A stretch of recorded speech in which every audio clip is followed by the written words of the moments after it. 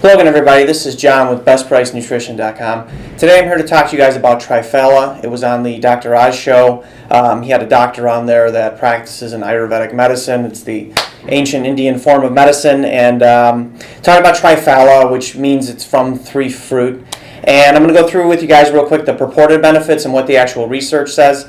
On the show they talked about using it as a weight loss agent, using it as a mild laxative. It may improve gallbladder, liver function. It may also help with lowering cholesterol levels as well. Boosting immunity. It was also talked about for being anti-inflammatory. So, did some research, did a PubMed search, got 82 results for Triphala, limited it down to humans, which is always what we want to look at, is what something does in a human as opposed to, say, a rodent, and got 15 results there.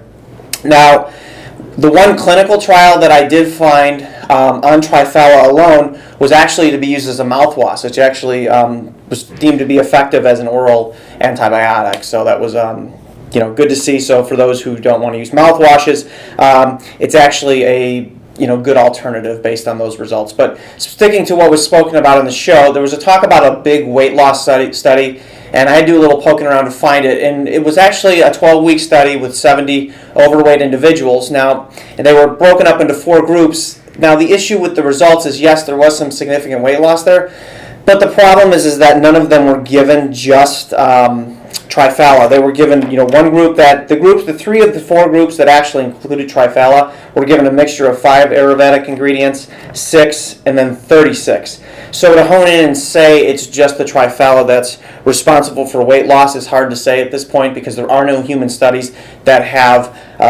looked at it, controlled all the variables, and said, hey, does Triphala alone, all other things being equal, help people lose weight? So we can't say that for sure.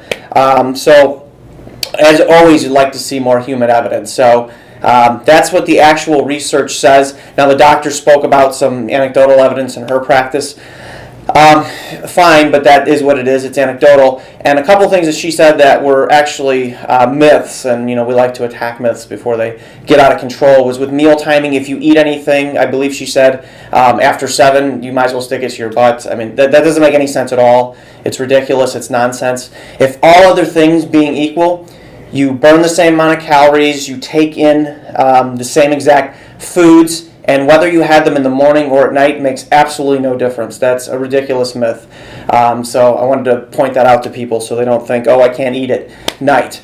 It depends. If you're eating at night and it contributes to some caloric excess, then yes, you will gain weight, but it would be the same as if you ate it in the morning. So that's simply not true. To lose weight, you have to take in less calories than you burn. It's always going to remain that simple. So basically, from looking at all the research, from what I could find, is what I can say is Triphala is a mild laxative, that's for sure. So it may be able to be used as a detox. As far as weight loss, the jury's still out. It may work, but we don't have a bunch of human studies to say, hey, yes, it does.